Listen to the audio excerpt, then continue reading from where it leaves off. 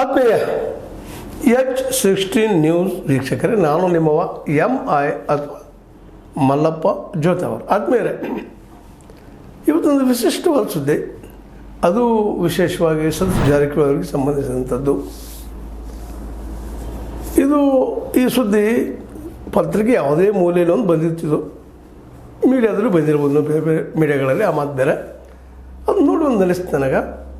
ಯಾಕಂತಂದ್ರೆ ಇವತ್ತು ಭಾಳಷ್ಟು ಜನ ನಿಮಗೆ ಗೊತ್ತಿದ್ದು ಮಾತದ PhD ಮಾಡುವಂಥವ್ರು, ಡಾಕ್ಟರೇಟ್ ಪಡೆಯುವಂಥವ್ರಾಗಲಿ ಮತ್ತಾರು ಆಗಲಿ ಯಾವ ರೀತಿಯಾಗಿ ಪಡಿತಾ ಇದ್ದಾರೆ.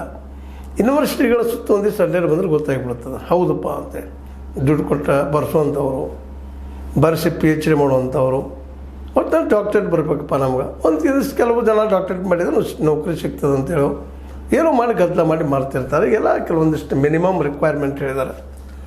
ಇಂಥ ಒಂದು ಸಂದರ್ಭದಲ್ಲಿ ಕರ್ನಾಟಕದಲ್ಲಿ ವಿಶೇಷವಾಗಿ ಸತೀಶ್ ಜಾರಕಿಹೊಳಿ ಅವರು ಇವತ್ತು ಭಾಳ ಚರ್ಚಿತ ವ್ಯಕ್ತಿ.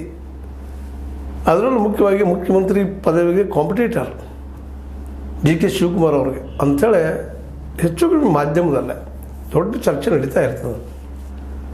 ಅವರು DK ಅವ್ರನ್ನ ಹಿಂದೆ ಸರಿಸಿ ಮುಖ್ಯಮಂತ್ರಿ ಆಗ್ತಾರೋ ಇಲ್ವೋ, ಇವ್ರ ಹಿಂದೆ ಎಷ್ಟು ಮಟ್ಟಿಗೆ ಸಿದ್ದರಾಮಯ್ಯ ನಿಲ್ತಾರೋ ಅದು ಬೇರೆ ವಿಷಯ, ರಾಜಕೀಯ. ಬಟ್ ಇಲ್ಲೇ ಒಬ್ಬ ವ್ಯಕ್ತಿ ತನ್ನನ್ನು ತಾನು ಬೆಳೆಸ್ಕೊಳ್ಳುವಂಥ ಒಂದು ಮೋಟಿವೇಶನ್ ಇರ್ತದೆ. ತಾನೊಬ್ಬ ಯೋಗ್ಯ ವ್ಯಕ್ತಿ, ಸಮರ್ಥ ವ್ಯಕ್ತಿ ಅನ್ನೋದನ್ನು ತೋರಿಸುವಂಥದ್ದು ಇರ್ತದೆ. ವಿಶ್ವದಲ್ಲಿ ನೋಡ್ರಿ ನೀವು ವಿಶೇಷವಾಗಿ ತಿರಸ್ಕಾರ ಮಾಡೋರು ಭಾಳ ದೊಡ್ಡವ್ರು ಆಗ್ತಾ ಇರ್ತಾರೆ. ಇವತ್ತು ನೋಬೆಲ್ ಬಹುಮಾನ ತಿರಸ್ಕಾರ ಮಾಡೋರು, ನೋಬೆಲ್ ಬಹುಮಾನ ಪಡೆದವ್ರು ಎಷ್ಟು ಮಂದಿ ನೆನಪಿದ್ದಾರೋ ಗೊತ್ತಿಲ್ಲ. ಬಟ್ ತಿರಸ್ಕಾರ ಮಾಡಿದವ್ರ ಬಗ್ಗೆ ಅನೇಕರ ಬಗ್ಗೆ ನೆನಪು ಉಳಿತಾ ಇರ್ತಾವೆ. ಭಾಳ ದಿನಗಳವರೆಗೆ ಚರ್ಚೆ ಆಗ್ತಾ ಇರ್ತವೆ. ಹಂಗೆ ಇವತ್ತು ನಮ್ಮ ಕರ್ನಾಟಕ ರಾಜ್ಯ ಮುಕ್ತ ವಿಶ್ವವಿದ್ಯಾನಿಲಯ ಗೌರವ ಡಾಕ್ಟರೇಟ್ ಪದವಿಯನ್ನು ನಮ್ಮ ಲೋಕೋಪಯೋಗಿ ಸಚಿವರಿಗೆ ಕೊಡುವಂಥ ಒಂದು ಆಹ್ವಾನ ಕೊಟ್ಟಾಗ ಅದನ್ನು ಅವ್ರು ಸ್ವತಃ ತಿಳಿಸ್ತಾರೆ, ನಮಗೆ ಕೊಡಲಿಕ್ಕೆ ಕಾರದರು ಅಂತೇಳಿ. ವಿಶೇಷವಾಗಿ ಗುರ್ತು ಅವ್ರು ಹೇಳುವಂಥ ಮಾತುಗಳನ್ನು ನಾವು ಗಮನಿಸಬೇಕಾಗಿದೆ.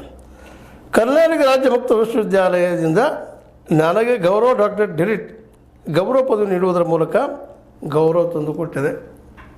ಮುಕ್ತ ವಿಶ್ವವಿದ್ಯಾಲಯ, ಓಪನ್ ಯೂನಿವರ್ಸಿಟಿ ಕರ್ನಾಟಕದ್ದು, ಅದು ನನಗೊಂದು ಗೌರವ ಕೊಟ್ಟದಂತೇಳಿ ಅದಕ್ಕೆ ಒಂದು ಪತ್ರ ಬರೆದಿದ್ದರು. ಆ ಪತ್ರದಲ್ಲಿ ಅದು ಹೇಳ್ತಾ ಇದ್ದಾರೆ, ಭಾಳ ಸಂತೋಷ ವಿಷಯ, ನನಗೆ ಗೌರವ ಹೆಚ್ಚಾಗಿದೆ.